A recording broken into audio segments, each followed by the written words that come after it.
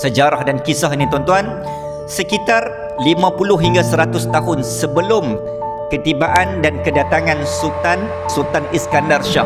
Siapakah dia? Parameswara yang diislamkan.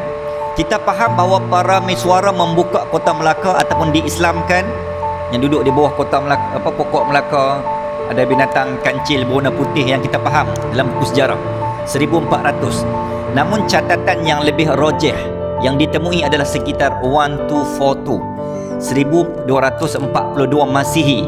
Penemuan yang Ibnu Baitullah nak bagi tahu kat kita ni, hubungan antara Utsmani dan tanah Melayu sebelum tertegak dan terbinanya kerajaan Melayu Melaka.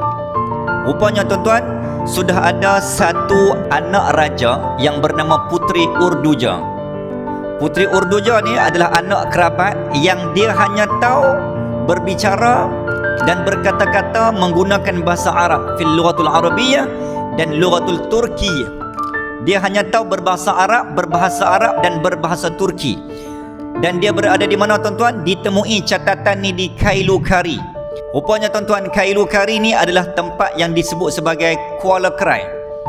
Dan Kuala Krai Kelantan adalah antara kerajaan terawal bersama dengan kerajaan Kedah Tua, Serambi Mekah, sebelum kewujudan kerajaan Kesultanan Melayu Melaka. Muslimin dan muslimat, apa nak beritahu kat tuan-tuan ni, di situ ditemui seorang puteri, sehingga Ibnu Baitullah mengatakan bahawa satu kajian menemui bahawa satu rombongan datang bertemu dengan puteri raja yang bernama Urduja ni. Bila ditanya dengan bahasa Melayu ketika itu, maka puteri Urduja membalas dengan bahasa Turki. Maka nak menggambarkan bahawa dia tak tahu untuk berbahasa Melayu. Maka orang kata, pasal apa dia ni boleh berbahasa Turki? Hanya orang Turki yang tahu bahasa Turki. Dan pada awal sebelum kerajaan Melayu Melaka, dah ada orang yang tahu bahasa Turki. Apa hint dia? Apa signalnya? Maksudnya orang daripada kerajaan Turki Utsmaniyah dah membumi, dah pernah sampai di bumi Melayu pada awal abad sekitar 1200. Kalau kita ambil pendapat dan pandangan yang pertama, kerajaan Melaka 1242, kalau tolak 50 tahun, maka sekitar 1100 lebih tuan-tuan. Pada zaman Sultan Salahuddin Al-Ayyubi menakluk Aqsa 1187, zaman tu Utsmani dah ada di Melayu. Apa buktinya, apa evidennya? Puteri Urduja ni. Maka dia berbicara dan bercakap dalam bahasa Turki.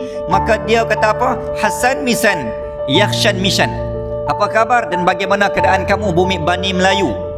Hasan Misan Yakhshan Misan. Dia tak pandai untuk berbahasa Melayu dan dia balas dalam bahasa Turki. Maka ini menjadi evident bahawa dia adalah antara orang Turki Utsmani yang dah ada di Bani Melayu, di bumi Melayu.